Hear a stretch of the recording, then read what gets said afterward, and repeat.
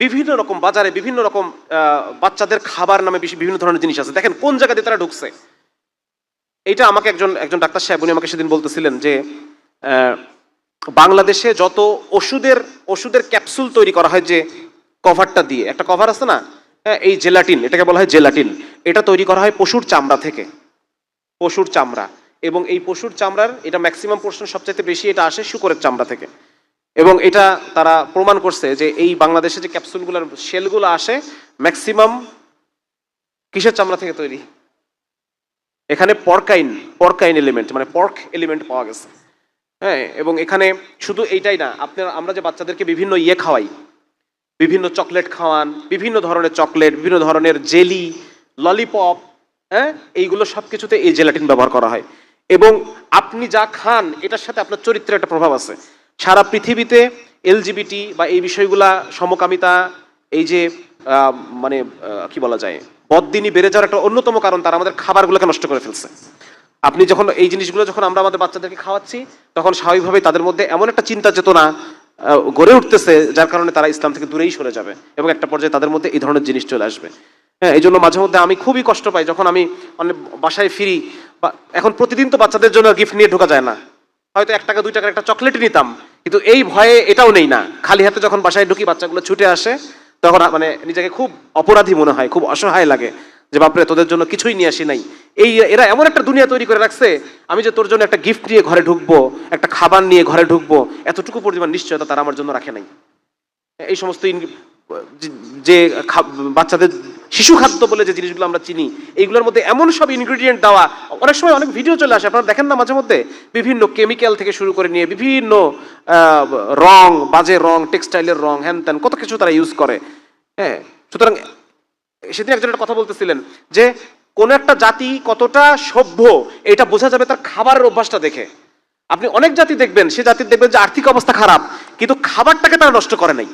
মানুষ যা খায় এবং ওষুধ, খাবার এবং ওষুধ, আর সব নষ্ট হয়ে যাক, এই দুটো জিনিস সাধারণত কোনো সভ্য মানুষ নষ্ট করে না, ঠিক কিনা? অন্ততপক্ষে এই দুটো জিনিসকে, যেটা আমি খাবো, আমি নিজেই খাবো একটা সময়, আমারই বাচ্চা কাচ্চা খাবে, এই জিনিসটা নষ্ট করা যাবে না। কিন্তু এই আমাদের বর্তমানে বিশেষ করে তৃতীয় বিশ্বের দেশগুলাতে, হ্যাঁ, তৃতীয় বিশ্বের যে দেশগুলো আছে, এই দেশগুলাতে এই অবস্থা তারা করছে যে বাচ্চাদের খাবারটাকে পর্যন্ত তারা ঠিকঠাক রাখে নাই। আচ্ছা, তারপর হচ্ছে যদি বলি ঔষধের কথা, আজকে কি ভয়ঙ্কর একটা দুনিয়াতে আমরা আমাদের বাচ্চাদেরকে রেখে যাচ্ছি যে আমাদের মেডিকেল সায়েন্সের যে তথ্য অনুসারে যদি কোনো জীবাণুকে আপনি মারতে চান, তাহলে পরে তাকে মানে যথেষ্ট ডোজে ওষুধ পেলে পরে সে মরবে। এর চাইতে কম যদি পায় তাহলে কি হবে? কম পাইলে পরে রেজিস্ট্যান্স তৈরি করবে, সে তার প্রতিরোধ ব্যবস্থা তৈরি করবে, সে মরবে না। ওই যে একটা কথা আছে একজন মনীষীর, যে what doesn't kill you makes you stronger. যেটা তোমাকে মানে মেরে ফেলে না, ওইটার দ্বারা তুমি আরো শক্তিশালী হও। ঠিক আছে না? ধরেন আমি জীবনে এমন একটা শোক, এমন একটা কষ্ট পাইলাম যে আমি আত্মহত্যা করলাম না, তাহলে ওইটা আমাকে কি করবে? আরো শক্তিশালী, মানসিকভাবে শক্তিশালী করে তুলবে না? তো একই রকম ভাবে জীবাণুর ক্ষেত্রেও তাই, যে জীবাণুর ক্ষেত্রে যখন কম ডোজ যখন সে পায়, তখন জীবাণুটা তো মরেই না, উল্টা শক্তিশালী হয়। এবং বর্তমানে আপনারা দেখবেন যে আমরা বিভিন্ন সময় বিভিন্ন ডাক্তারের পোস্ট আপনারা পাবেন যে সমস্ত অ্যান্টিবায়োটিক, তার শরীরে আর কোনো অ্যান্টিবায়োটিক ওষুধ কাজ করতেছে না। আমার খুব নিকটাত্মীয় একটা বাচ্চার এই অবস্থা হয়েছিল যে একটা ওষুধই বাকি ছিল যে ওষুধটা তার কাজ করতো। আলটিমেটলি আল্লাহ তাআলা ওইটা দিয়ে তাকে শেফা দান করছেন। কিন্তু এরকম অবস্থা আরো ভয়াবহ আকার ধারণ করতেছে ধীরে ধীরে, এবং আমরা ডাক্তাররা নিজেদের মধ্যে এটা নিয়ে অনেক আলোচনা করতেছি, অনেক কথাবার্তা এটা নিয়ে হচ্ছে। তবে এর মধ্যে একটা অন্যতম কারণ হলো, আমি মনে করি সেদিন আমার প্রায় বিভিন্ন পর্যায়ের মানুষের সাথে আমার কথাবার্তা হয়, একজন বলতেছিলেন, একজন ওষুধ কোম্পানির প্রতিনিধি বলতেছিলেন যে বর্তমানে বাংলাদেশ বিভিন্ন ব্রাজিল, আর্জেন্টিনা এই সমস্ত দেশে ওষুধ রপ্তানি করে। তো যে সমস্ত বড় বড় কোম্পানি, আমি কোনো কোম্পানির নাম বলবো না, যেগুলোকে আমরা বড় কোম্পানি হিসেবে চিনি এবং ওষুধ রপ্তানি করার মতো যোগ্যতা যাদের আছে, তারা 2টা ভার্সন বানায়। একটা ভার্সন ধরেন নাপা, এটা 2টা ভার্সন, একটা ভার্সন আসবে লোকাল মার্কেটে, একটা ভার্সন যাবে বিদেশে। যেটা বিদেশে যাবে ওরা তো বিভিন্ন টেস্ট করে নেয় নাকি, টেস্ট ছাড়া তো নিবে না। পুরা লটের মধ্যে একটা যদি টেস্ট করে খারাপ পায়, পুরা লটই ফেরত পাঠিয়ে দিবে। কিন্তু বাংলাদেশের আমরা তো এইভাবে খাই না।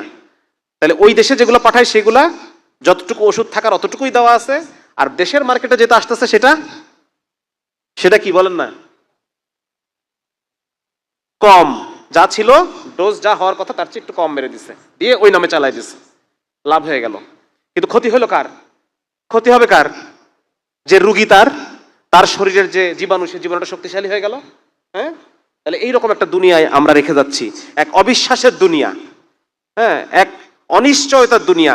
কিরকম দুনিয়ায়, মানে আপনি নিশ্চিত দিয়ে বলতে পারবেন না যে আপনার এই সন্তানটা তার বাকি জীবনটা সুস্থভাবে জীবনটা কাটাবে, এটা আপনি মানে এরকম দুনিয়ায় আপনাকে রেখে যাচ্ছেন না।